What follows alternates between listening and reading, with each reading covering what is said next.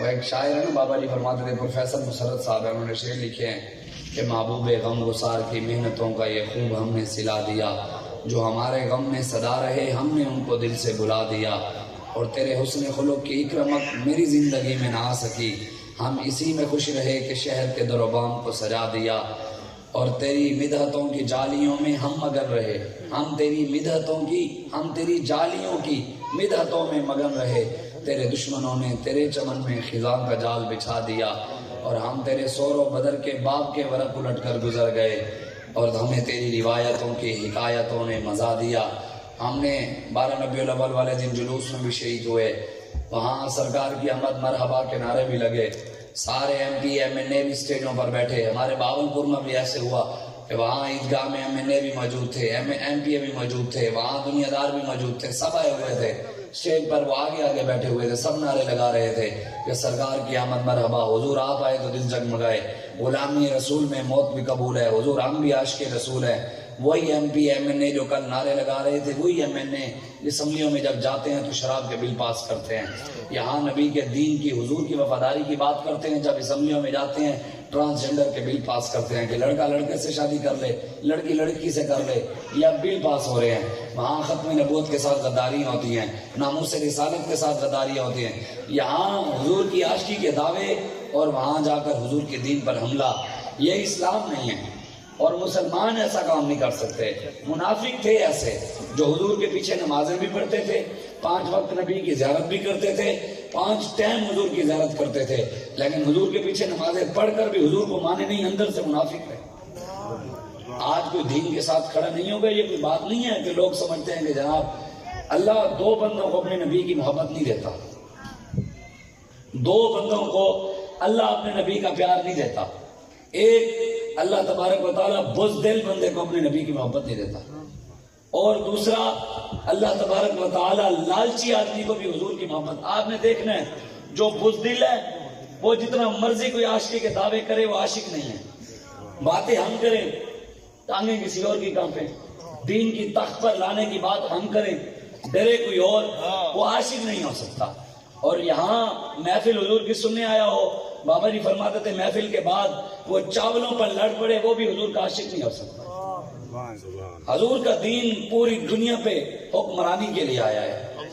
عمران کا کسی کے پیچھے ہاتھ ہو تو وہ سر جھکا کر جیے، نواز کے جس کے پیچھے ہاتھ ہو وہ سر اٹھا کر جیے، زرداری کا جس کے پیچھے ہاتھ ہو وہ سر اٹھا کر جیے، اور جس کے پیچھے رسول اللہ کا ہاتھ ہو وہ سر نیچے کر کے کیوں جیے، وہ سر جھکا کر کیوں جیے۔ زندہ باد زندہ باد، تاجدار ختم نبوت زندہ باد زندہ باد، تیرا پیروکار بے شمار بے شمار، تیرا جان نثار بے شمار بے شمار، تک سورج چاند رہے گا، سورج چاند رہے گا۔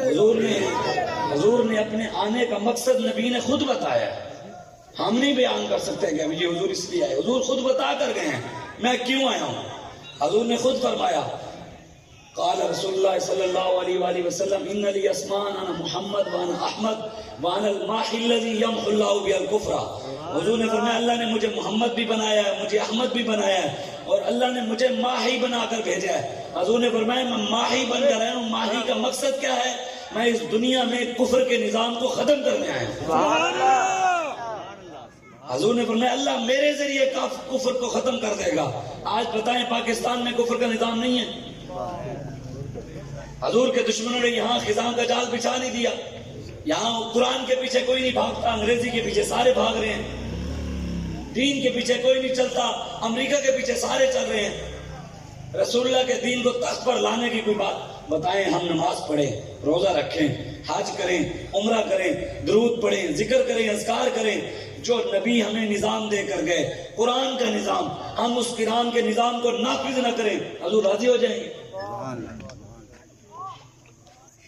اوپر نظام ظالموں کا اور ہم یہاں آمد مصطفیٰ کے نعرے لگا دیں، اوپر نبی کی ختم نبوت کے ساتھ غداریاں ہوں، اوپر سے لے کے نیچے تک۔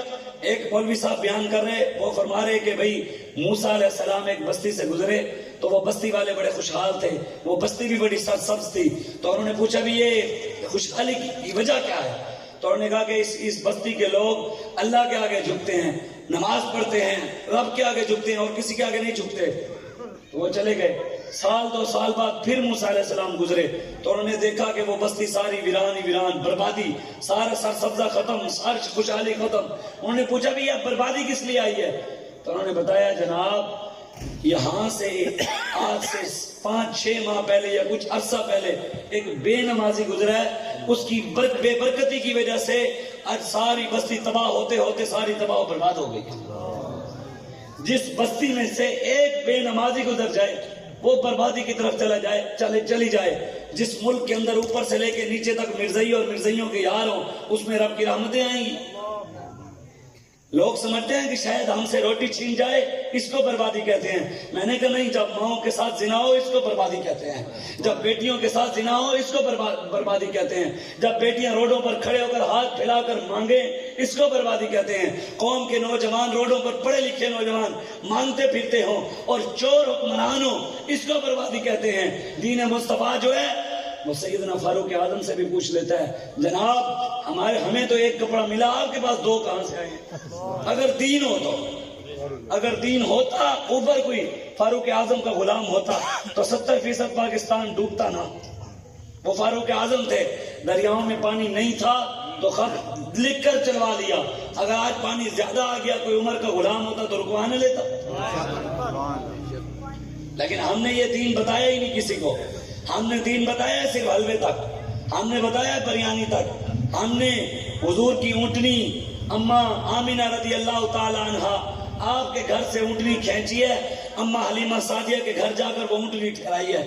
اس کے بعد کبھی اس کو کوئی آگے لے ہی نہیں گیا، آج تک وہی کھڑی ہے، آگے آئی نہیں.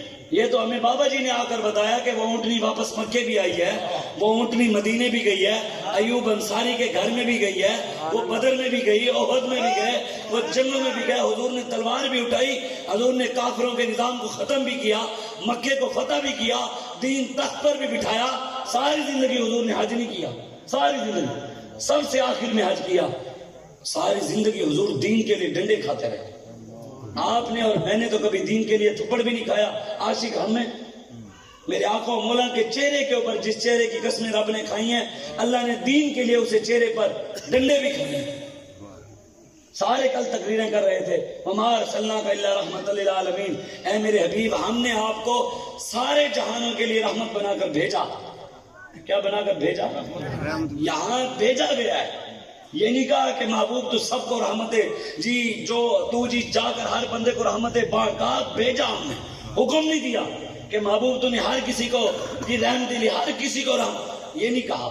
اللہ نے حکم اور جگہ دیا ہے یا ایھا النبی حرض المؤمنین علی القتال، میرے حبیب کافروں کی گردنیں اتارنے کی طرف مسلمانوں کو تیار کرو، ان کو جہاد کی طرف تیار کرو. یا ایھا النبی جاہد الکفار، اے میرے نبی ان کو جہاد کی کافروں کی طرف ان کی گردنیں اتارنے کی طرف تیار کرو. یہ اللہ نے حکم دیا ہے، اس کو بھول گئے. یہ کسی نے بھی نہیں بیان کیا. ایک آیت ہے رحمت للعالمین کی، 450 سے زیادہ آیات ہیں جہاد کی جس میں رب نے حکم دیا ہے. میرے حبیب میدان میں آئی ہے، میرے حبیب فقتلوا المشرکین حیث وجدتموہم وخذوہم واحصروہم وقعدوا لہم کل مرصد. میرے حبیب مشرک کافر اللہ رسول کے دشمن جہاں بھی ملے قتل کر دے.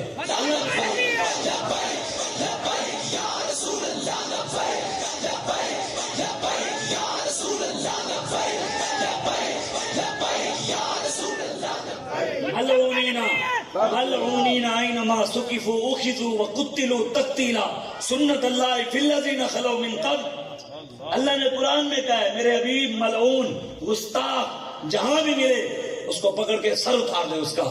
یا اللہ گستاخوں کا سر اتروانا تیرے حبیب کی وقت آئے یا پہلے نبیوں کے وقت بھی یہ حکم تھا؟ یہ صرف تیرے حبیب کے لیے ہے یا پہلے بھی کوئی نبیوں کی گستاخی کرتا تھا اس کا بھی سر اترتا تھا؟ اللہ کہتا ہے ہاں سنت اللہ فی الذین خلوا من قبل. اللہ قرآن میں کہتا ہے یہ رب کی سنت ہے گستاخوں کا سر اتروانا. رب کی سنت ہے گستاخ رسول کا سر اتروانا اور یہ پہلے سے ہو چکا ہے. قرآن میں رب کہہ رہا ہے. اب قرآن کو جو جھٹلائے وہ کون ہے؟